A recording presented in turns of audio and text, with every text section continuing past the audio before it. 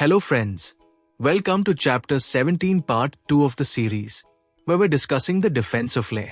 First of all, a big thank you for being here with us. This channel is created for you to make your preparation easier and more effective. If you find this content helpful, don't forget to like, share and subscribe. It really helps us stay motivated and bring you even better material. Our team has simplified the content with the help of graphs, charts, and timeline visuals to help you grasp and retain the key topics easily. We've also included updated current affairs so that you don't miss even the smallest detail. This isn't just any random material. Our team is fully committed to ensuring that you're fully prepared to pass your exam on the very first attempt. So, get ready because today's session is going to be extremely useful. By the end of the session, we'll have completed chapter 17. We'll begin by discussing some important questions related to this part. So friends, without any further delay, let's dive right in.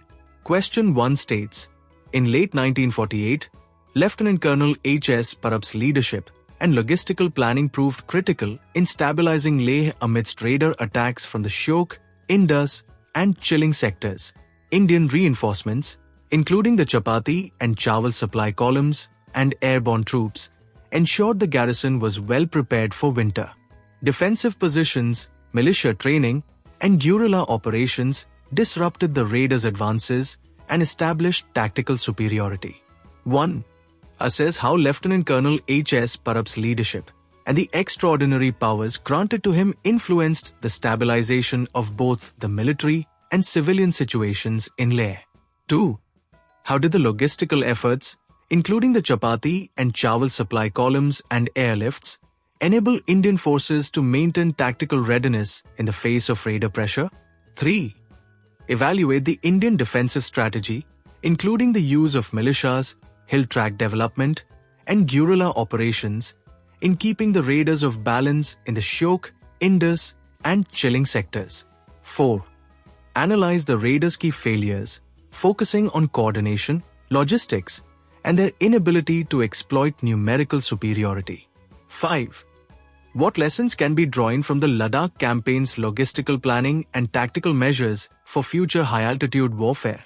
Moving on to next question, that is question 2, which states, during the Ladakh campaign of 1948, Indian forces overcame logistical challenges, harsh terrain, and enemy resistance to defend Leh and liberate key areas. Major Hari Chand's commandos played a crucial role in disrupting raider logistics, while the November offensive following the victory at Zoji marked a turning point in driving raiders out of Ladakh. 1.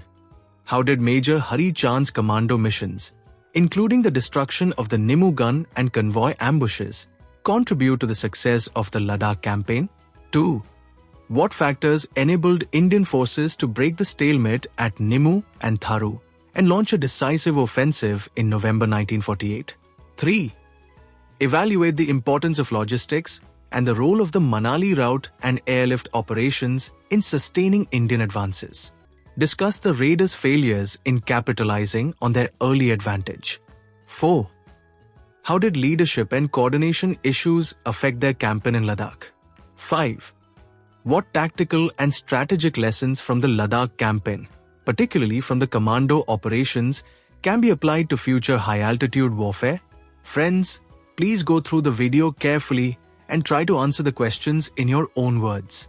The more you watch, the clearer the details of the battle will become. This is just a sample question. Questions can be framed in different ways, so be prepared. Make sure to watch the video as many times as needed to fully understand the topic. No other channel provides you with this type of in-depth, structured content, so don't forget to like, share, and subscribe to stay ahead in your preparation. Friends, let's begin part 2. Reinforcements strengthen Leh. Arrival of 2x8 Gorkha Rifles. Rail to Pathankot. On 17th August, the 2x8 Gorkha Rifles started their journey from Ferozpur by rail and reached at Pathankot on 18 August. The tactical headquarters and number 8 platoon of Alpha Company, carrying mortars and signal equipment, moved towards Srinagar. Flight to Leh. Under the leadership of Lieutenant Colonel H.S. Parab, the group was airlifted to Leh on 23rd August, along with 12 Gorkhas and essential supplies, airborne reinforcements. Between the 24th and 30th August, regular Dakota aircraft sorties took place. 123 troops from Alpha Company were flown to Leh. Along with them, they brought critical equipment and ammunition. On their return, the flights evacuated wounded soldiers, casualties. Here's a tip, friends. To make it easier to remember, check out the flow chart provided in the video and connect the events step by step. The more you understand, the easier it will be to retain the details. So, watch the video, follow the flow chart, and let's get ready to ace this topic. Friends, let's dive into the next part, Arjun Column's Overland March. Arjun Column, Overland March. B and C companies, totaling 350 troops, began their trek from Manali on 25th August. They redistributed their supplies and equipment using mules and porters before starting the journey. They crossed dangerous and treacherous terrain and reached Kelang by 30th August. After resting for 2 days, they resumed their difficult march. The troops navigated across 5 high-altitude mountain passes. Finally, they reached Leh on 1-8 September, completing their challenging journey. Tip for retention. As shown in the video, follow the flow chart of their route and track how they moved step by step. Make sure you take notes in your notebook and correlate them with the discussion. The key to remembering this is understanding the sequence clearly. So, dosto, stay focused, take notes, and let's master this topic. Alright dosto, let's move on to the next important topic. Supply columns through the mountains. Let's first understand the Chapati column and how it played a crucial role in resupplying Leh. Chapati column. Departure. A massive convoy of 1,200 mules, divided into 2 batches, departed from Manali on 12 to 13 September. Their mission was to transport essential supplies to Leh through the challenging mountain terrain. Concerns along the way. As the convoy moved forward, concerns were raised about possible raider interference on the supply routes. For a brief period, communication with the column was lost, raising alarms. Successful arrival. Luckily, communication was restored, and despite the risks, the Chapati column successfully reached Leh by October, ensuring that crucial supplies were delivered without significant losses. Dosto, as shown in the flow chart, visualize how the column moved across key points, overcame challenges, and secured a successful supply route. Take down notes and make connections with other supply movements we've discussed. This will help reinforce the entire picture of how logistics played a critical role. Now, let's continue this momentum. दोस्तों, अब चलिए समझते हैं चावल column को, जो एक और इम्पोर्टेंट सप्लाई मूवमेंट था. Chawal column. Objective. Ensure the timely return of mules before the Baralacha Pass closed due to snow, avoiding any disruption in future supply chains. Starting point. The Chawal column was dispatched from Leh on 1st October to intercept the incoming Chapati column at a designated point. Meeting point at Lu. The columns met at Lu on 1st October for a load transfer. Supplies carried by the Chapati column's mules were shifted to the Chawal column, making sure the Chapati column's mules could return on time before heavy snowfall blocked the passes. Strategic importance. This well-planned coordination ensured that supplies didn't get stranded and that future supply operations weren't affected due to seasonal challenges. As shown in the flow chart, visualize the 2 columns meeting at Lu, transferring their loads efficiently and returning before the harsh weather set in. Take notes on this strategy. It shows the importance of logistics coordination during the operation. Keep going, दोस्तों. We are building a complete picture step by step. दोस्तों, अब चलिए बात करते हैं winter preparations की, जो लेह की survival strategy के लिए बहुत crucial थी. Winter preparations. Warning issued. Leh was warned in advance that by mid-October, both the air supply routes and the Manali overland route would be closed due to harsh winter conditions. Stockpiling supplies. The supplies that were being stockpiled were critical for the garrison's survival. These had to last until May 1949, when the weather would ease and routes would reopen. This meant meticulous planning and rationing to ensure no shortages during the long winter months. Critical weapons airlifted. On 28 October, 4.2-inch mortars were airlifted to Leh. These mortars proved extremely effective in destroying enemy strongholds, providing a key defensive advantage during the conflict. Dosto, winter preparation was not just about survival. It ensured that Leh remained a stronghold during critical months. Let's keep this momentum going. Friends, let's now discuss turning the tide and how Lieutenant Colonel H.S. Parab's leadership played a crucial role in stabilizing the situation. Lieutenant Colonel H.S. Parab's leadership, extraordinary powers. Appointed as military governor of Leh. Lieutenant Colonel Parab was given extraordinary powers by the Jammu and Kashmir government to handle the crisis. His role wasn't limited to military command, he was given full control over the civil administration as well. His authority extended to key areas, executive powers, overseeing governance, and making immediate decisions to handle the emergency. Judicial powers, managing law and order, resolving disputes, and ensuring justice. Revenue powers, controlling resources and funds for smooth administration. Public safety, maintaining security, and ensuring the well-being of civilians. Civil administration, tackling chaos.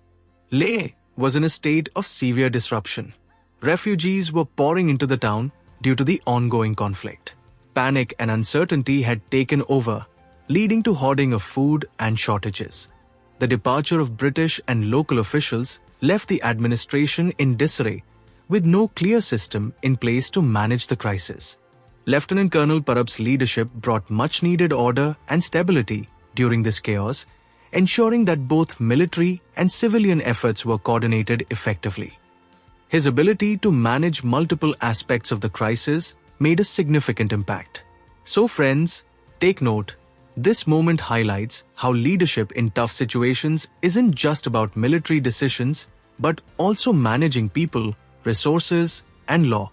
Friends, let's now discuss the stabilizing measures taken by Lieutenant Colonel H.S. Parab to bring order to Leh. Stabilizing measures. Public meeting for reassurance. Lieutenant Colonel Parab held a public meeting to calm the citizens of Leh and provide reassurance amid the panic. He used the meeting to address public fears, deter hoarding, and discourage antisocial activities like looting and food hoarding. Formation of a makeshift cabinet. To ease his administrative load, Lieutenant Colonel Parab set up a temporary cabinet with trusted local leaders. This makeshift administration was divided into key areas: health, managing medical needs, and preventing outbreaks; defense, coordinating local defenses to protect against raiders; finance, overseeing resource management and funding; food supply, ensuring proper food distribution and preventing shortages. Outcome: by delegating responsibilities, Parab ensured that critical areas were managed effectively while he could focus on military strategy. The local leadership also helped create a sense of unity and control within the town. This strategic delegation and public reassurance helped stabilize the situation, preventing further chaos in Leh. Leadership and collaboration worked hand in hand to restore order. दोस्तों, चलिए अब समझते हैं the tactical situation in late August 1948 और कैसे 3 अलग-अलग threat sectors को manage किया गया. 3 threat sectors. Shyok Valley, North. The raiders had concentrated forces at Unmaru, positioned on the far bank of the Shyok River. Heavy fighting was ongoing around Tharu, creating significant pressure in this sector. Indus Valley, West. Raiders were positioned at Nimmu, which is just 30 kilometers west of Leh. The defenders held a strong defensive line at Tharu, effectively blocking the raiders' advance toward Leh through this key route. Chilling Sector, South. In this sector, the raiders made attempts to cross the Jaskar River at Choksi, hoping to break through the southern flank. However, they faced stiff resistance from the defenders, preventing them from gaining any ground. Friends, visualize this with a flow chart of the three sectors. North, Shyok Valley Raider build-up at Unmaru, fighting at Tharu. West, Indus Valley Raiders at Nimmu, defenders holding Tharu. South, Chilling Sector Raiders tried to cross the Jaskar River, met with strong resistance.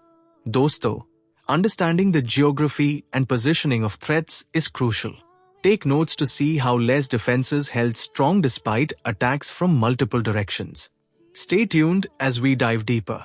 दोस्तों, अब बात करते हैं limited mobility की, जो दोनों तरफ के लिए एक मेजर चैलेंज था. Limited mobility, a major tactical limitation. For Leh's defenders, one of the biggest issues was the lack of lateral communication between sectors. This meant that if reinforcements were needed in any sector, north, west, or south, troops couldn't move directly between sectors. Instead, they had to be redeployed through Leh, causing delays and reducing their ability to respond quickly to sudden threats. For the raiders weren't free from mobility issues either.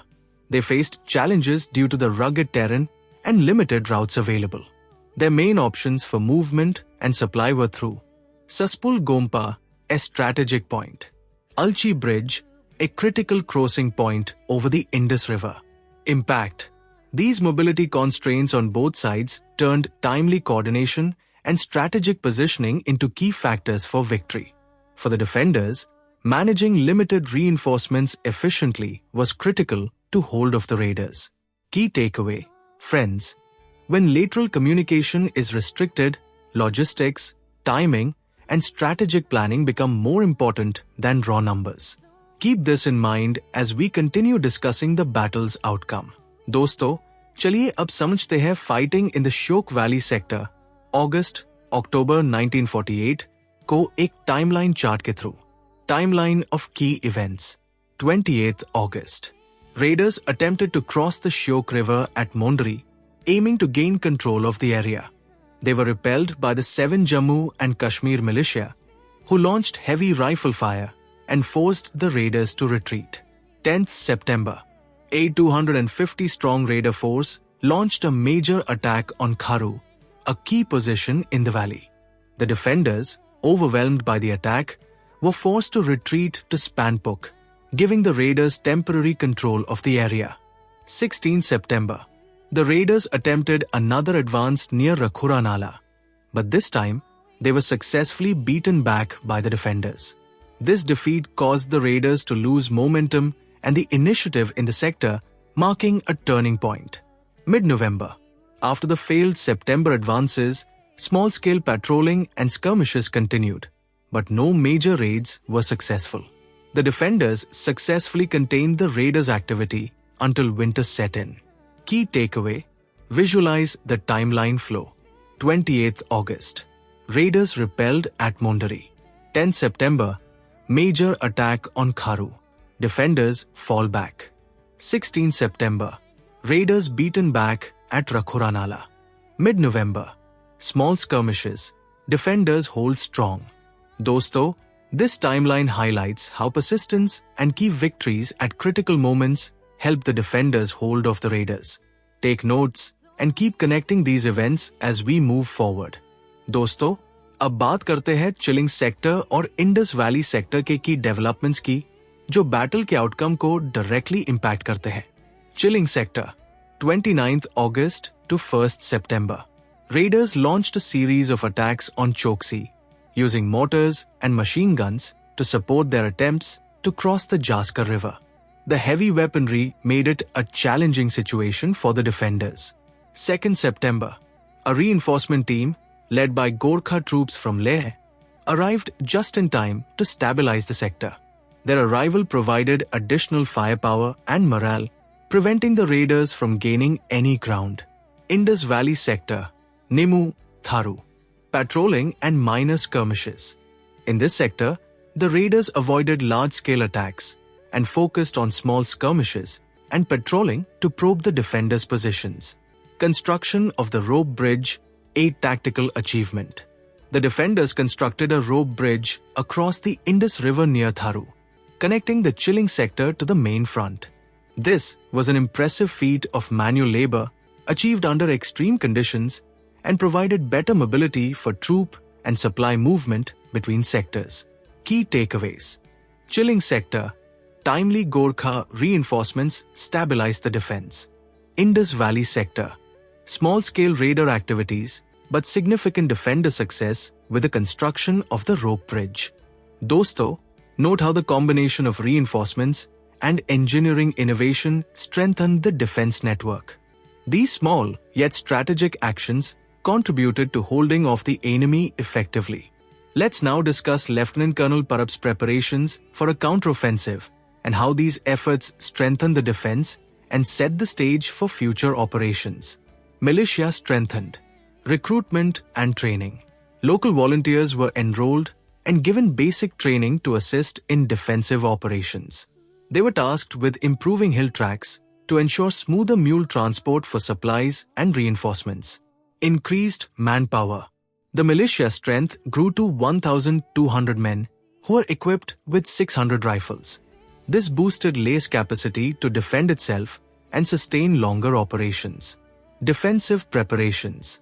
Stockpiling supplies. Large stockpiles of rations, ammunition, and medical supplies were gathered to support prolonged defensive action. This ensured the defenders could withstand prolonged sieges or attacks without running out of resources. Fallback defensive position at Gaya. In preparation for potential setbacks, a fallback position was prepared at Gaya, a strategically important point. Around 50 local villagers were engaged to help with the construction of fortifications at this location. This position would provide a safety net in case the defenders needed to regroup and launch counterattacks. Let's dive into the next key aspect of Parab's preparations for a counteroffensive: guerrilla operations. Guerrilla operations. Tasking Major Hari Chand. Lieutenant Colonel Parab assigned Major Hari Chand the critical task of organizing a guerrilla band that would operate behind enemy lines. Strategic advantage. This strategy took advantage of Ladakh's difficult mountainous terrain and sparse population, making it ideal for small, agile units to disrupt the enemy. The raiders, spread thin across multiple sectors, became vulnerable to surprise attacks. Local support. The local population supported the Indian forces, providing valuable intelligence and logistical help. With the locals' backing, the guerrilla band could navigate the terrain effectively and ambush enemy units, disrupting their movements and supply lines. Key takeaways. Major Hari Chand's guerrilla force, designed to disrupt and destabilize the raiders from within. Terrain advantage. Ladakh's challenging geography favored small, mobile units. Local support enabled intelligence gathering and sustained guerrilla operations. These guerrilla tactics weakened the raiders' hold and boosted the overall effectiveness of the counteroffensive plan. Let's keep moving and see how this led to further success. Friends, let's understand raider attacks and setbacks and how Indian defensive measures turn the tide. Raider attacks and setbacks. 1. Key raider failures. Lack of coordination. Raider groups operating in the Shyok Valley, Indus Valley, and chilling sectors were unable to coordinate their attacks, reducing their effectiveness. Poor logistical support. The raiders faced logistical issues, including insufficient supplies and poor transport planning. Even though they had a numerical advantage, they couldn't capitalize on it due to slow reinforcements and logistical delays. Indian defensive measures. Stockpiling of rations, ammunition, and medical supplies ensured that Indian defenders could sustain prolonged defensive operations. The construction of rope bridges improved the defenders' mobility, allowing quick troop redeployments between sectors. Guerrilla tactics disrupted the raider supply lines and created confusion by attacking them from behind enemy lines. 2. Indian defensive successes. Forcing raiders into defensive postures. By October 1948, the raiders were forced into defensive positions in most sectors, unable to continue their offensives. Skirmishes and counterattacks.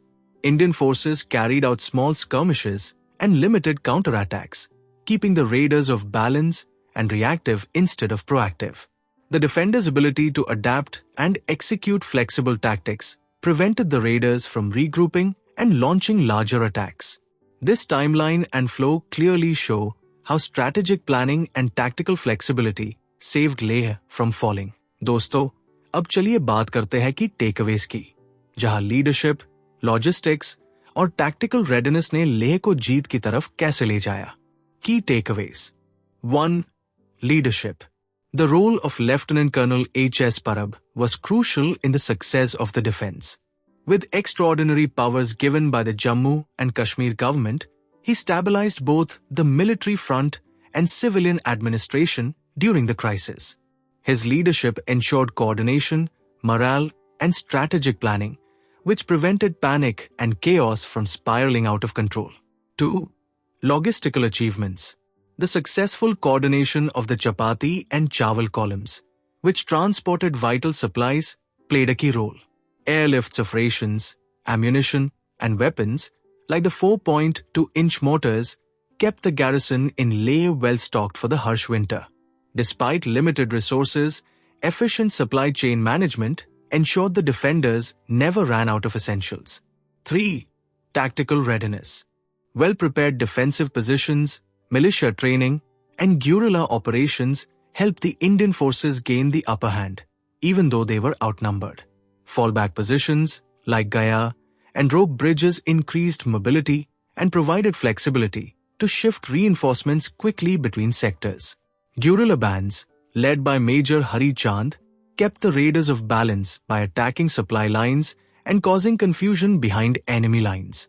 दोस्तों, ये सब factors मिलके लेह को एक strong hold बनाया, जहां से readers को डिफीट करना पॉसिबल हुआ. It's a perfect example of how planning, leadership, and teamwork win battles. Friends, let's now look at the Leh campaign through the lens of operational art and see how its strategies reflect time-tested military doctrines from past wars. Chapter name: Napoleon and the Dawn of Operational Warfare. Napoleon's Corps System. Napoleon introduced a system where decentralized formations operated independently but worked toward a unified strategic objective. Leh campaign parallel. The coordination between the Arjun column's overland march and the Chapati column's supply operations mirrors this strategy. While the Arjun column, Bravo, and Charlie companies advanced through rugged terrain toward Leh, the Chapati column ensured that essential supplies were delivered on time. Parab's leadership similar to Napoleon. Lieutenant Colonel Parab's leadership involved tactical flexibility and strategic coordination, making sure forces spread across vast areas received timely reinforcements, much like Napoleon's approach. Point 2. Chapter name: Operational Art and Britain, 1909 to 2009. Britain's mountain campaign challenges. Britain faced significant logistical difficulties in maintaining supply lines and troop movement during mountain campaigns, particularly in World War I and post-World War II conflicts. To overcome this, Britain's post-World War II operational doctrine emphasized decentralized decision-making, logistical flexibility, and civil-military coordination. Leh campaign parallel. The logistical challenges faced by the Chapati and Chawal columns are similar to the challenges Britain encountered. Lieutenant Colonel Parab's proactive approach blended military logistics with civilian contributions. Local villagers helped fortify positions and maintain supply routes. The fallback defensive position at Gaya and the involvement of 50 local villagers in fortifications demonstrate effective civil-military integration. Point 3. Chapter name: American Operational Art, 1917 to 2008. Logistics and airlift operations in World War II. During the Normandy campaign, the American military combined ground supply routes with airlifts to achieve logistical superiority. They also established fallback defensive positions to maintain tactical readiness. Leh campaign parallel. The use of airlift operations, Dakota sorties, to transport supplies, troops, and heavy weaponry reflects this American strategy. The fallback position at Gaya, fortified by local villagers, highlights a similar emphasis on tactical resilience and flexibility. The use of decentralized defensive measures, including guerrilla operations behind enemy lines, closely mirrors American practices in World War II to disrupt enemy logistics and maintain flexibility. Friends, this analysis shows that the Leh campaign wasn't just a defensive effort, it was a strategic blend of successful wartime doctrines. Strong leadership, logistical efficiency, and tactical coordination ensured that Leh's defenders were able to withstand the odds and emerge victorious. Friends, get ready as we dive into the exciting part of this chapter, Major Hari Chand's Commandos and the Liberation of Ladakh. This is the story of how a small but powerful commando force, led by Major Hari Chand, played a key role in defeating the raiders and liberating Ladakh. Through guerrilla tactics, local support, and brilliant leadership, they turned the tide of the conflict. Stay tuned as we explore this thrilling operation. Let's dive into the formation of Major Hari Chand's Commandos, a game-changing guerrilla force. Formation and selection. Early September 1948, a special guerrilla platoon was formed under the leadership of Major Hari Chand. The platoon consisted of 35 elite soldiers, handpicked for their toughness and skills. Key selection criteria: high-altitude navigation. They were chosen for their ability to navigate and traverse rugged, trackless terrain at high altitudes. Endurance in harsh conditions. The soldiers could endure extreme cold, harsh weather, and limited food rations for long periods. Combat efficiency. Each soldier was trained to fight effectively in mountainous, challenging environments where conventional tactics wouldn't work. दोस्तों, अब बात करते हैं major हरी चांद commandos के lethal equipment की. Simple, effective, and deadly. Equipment: weapons, 3 brain guns, grenades, and .303 rifles. Ammunition: 150 rounds per man, no shortage of firepower. Essentials: emergency rations, 2 days, blankets, or greatcoats to survive the harsh cold. With this setup, they were ready for deadly precision strikes and long endurance missions. Let's see how they made history.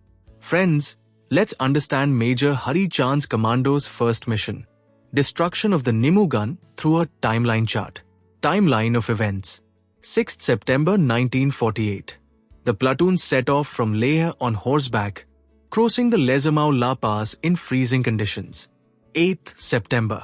The commandos arrived at Nimmu, skillfully bypassing enemy pickets.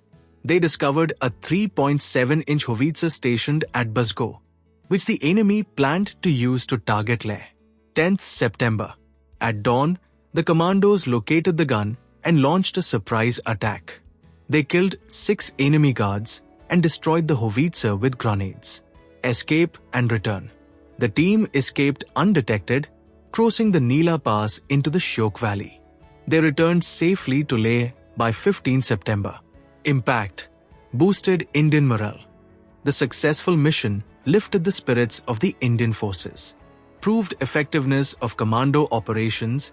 It demonstrated how small, mobile units could disrupt enemy plans in mountainous terrain. Key takeaway: this mission proved that precise, well-planned guerrilla strikes could make a huge difference. It was a game changer in the battle for Ladakh. दोस्तों, अब बात करते हैं major हरी चांद्स subsequent missions को एक simple flowchart के through. Flowchart, subsequent missions. 28th October. Crossed the Jaskar River and ambushed an enemy supply convoy near Lamuru. Key achievements: destroyed 12,000 rounds of ammunition and 106 mortar bombs. Killed 20 raiders and captured 1 prisoner. Provided help. Distributed captured clothing to local villagers. Returned to Leh. On 9th November, the team returned with 5 rifles and 4 horses. Impact: logistics disrupted. The raider supply chains were thrown into chaos. Morale crushed. Repeated ambushes demoralized the enemy. Tactical lessons: these missions provided valuable experience for planning long-range operations in Ladakh. Key takeaway: small, mobile units made a massive impact on the larger campaign by targeting key enemy supplies and boosting local support. A perfect example of how guerrilla warfare wins battles. दोस्तों, चलिए अब समझते हैं success at Tharu को एक timeline chart के through, जहां small victories और टैक्टिकल पेशेंस ने बिग सक्सेस की तरफ रास्ता बनाया. Timeline of events. Success at Tharu. September, October 1948. The Nimmu sector remained in a stalemate, with frequent skirmishes and mortar duels, but no major breakthroughs. 17 September. Raiders attacked Tharu, but they were repelled by Indian forces holding their defensive positions. 27 September. Indian patrols launched a small but effective counterattack, inflicting 7 enemy casualties without suffering any losses. This gave Indian forces the upper hand in small-scale actions. October 1948. High-ranking officers, including Lieutenant General Cariappa, visited Leh to boost the morale of the defenders. However, despite high morale, Indian forces lacked sufficient strength for a large-scale offensive. They had to wait for reinforcements and additional supplies before launching any decisive attacks.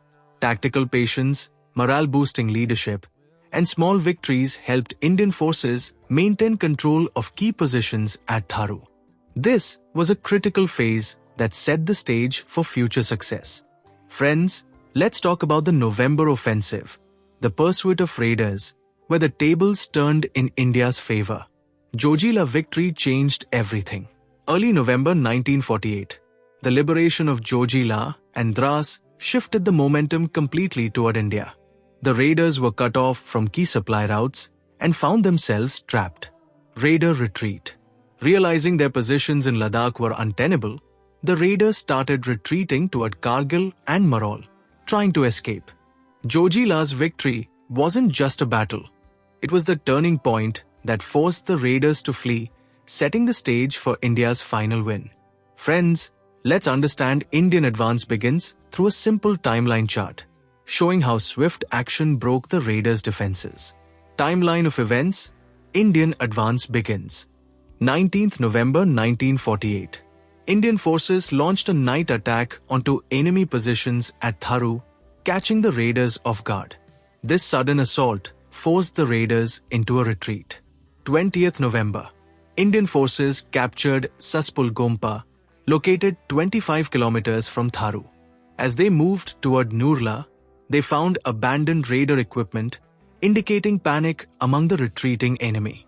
21 to 22 November. The Indian troops advanced quickly and reached Khalatse, 80 kilometers from Tharu, in just 3 days.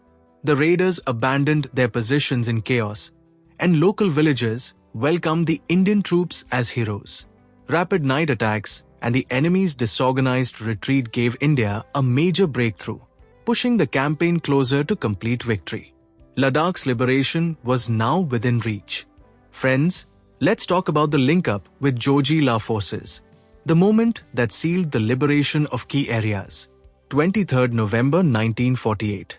Colonel Parab and his troops linked up with the 77 Parab Brigade at Kargil, securing the liberation of areas south of the Indus River. Pushing westward, Indian forces continued advancing west, but heavy resistance near Marol slowed them down. By late December, the advance was halted due to heavy snowfall, temporarily pausing further operations. The Kargil link-up was a huge win, but nature and enemy resistance kept things in balance. The stage was now set for future operations. Friends, let's wrap up with lessons from the Ladakh campaign, a story of missed chances for the raiders and brilliant execution by Indian forces. Missed opportunities for raiders. The raiders had a numerical advantage in May and July but failed due to poor leadership and lack of coordination. They missed the chance to use guerrilla tactics despite ideal mountainous terrain. Strengths of Indian strategy. Effective leadership. Major Hari Chand's commandos shattered enemy morale and disrupted logistics. Colonel Parab's planning stabilized Leh, enabling later offensives. Logistics. The Manali route was crucial for transporting supplies and reinforcements. Royal Indian Air Force Dakotas ensured the survival of the Leh garrison with regular airlifts. tactical innovations. The campaign proved the effectiveness of long-range commando operations in sparsely populated, high-altitude terrain. Major Hari Chand's success offers valuable lessons for future high-altitude warfare strategies. Indian leadership, logistics, and tactical brilliance turned a tough situation into victory. This campaign is a blueprint for winning in extreme conditions.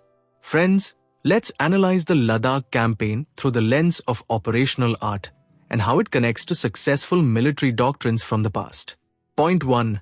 Chapter name: Prussian-German Operational Art, 1740 to 1943. Prussian Maneuver Warfare. The Prussian military emphasized maneuver warfare by disrupting enemy supply lines and isolating forces through small, high-impact operations. Ladakh Parallel. Major Hari Chand's guerrilla missions focused on ambushing supply convoys and destroying enemy logistics, much like Prussian tactics. For example, the destruction of the Nimmu gun and raider supply convoys weakened the enemy's ability to sustain their offensive. Point 2. Chapter name: The Tsarist and Soviet Operational Art, 1853 to 1991. Soviet Deep Operations and People's War. The Soviet doctrine involved small units operating deep behind enemy lines to disrupt logistics, communications, and reinforcements, all while working alongside conventional forces. Ladakh Parallel. The commando missions led by Major Hari Chand align perfectly with this concept. By attacking raider supply lines, capturing weapons, and forcing retreats, these missions demonstrated the power of unconventional warfare supporting conventional defenses. Point 3. Chapter name: The Rise and Fall of Israeli Operational Art, 1948 to 2008. Israeli guerrilla tactics and mobility. Israeli operational art heavily relies on long-range commando units and mobile forces to create surprise and disrupt numerically superior enemies. During the 1948 Arab-Israeli War, Israeli commandos used speed and surprise to overwhelm larger enemy forces. Ladakh Parallel. The Indian commando missions mirror this strategy, with rapid, long-range strikes on enemy convoys and positions in Ladakh. Mobility and surprise enabled small Indian teams to disrupt and demoralize the raiders, despite being outnumbered. Friends, the Ladakh campaign shows that operational art isn't just about big armies, it's about smart tactics, coordination, and striking where it hurts the enemy most. A masterclass in high-altitude warfare. Thank you, friends, for watching the video. If you found this helpful, don't forget to like, share, and subscribe to the channel. Stay tuned for more updates and content to help you stay ahead. See you in the next video. Jai Hind.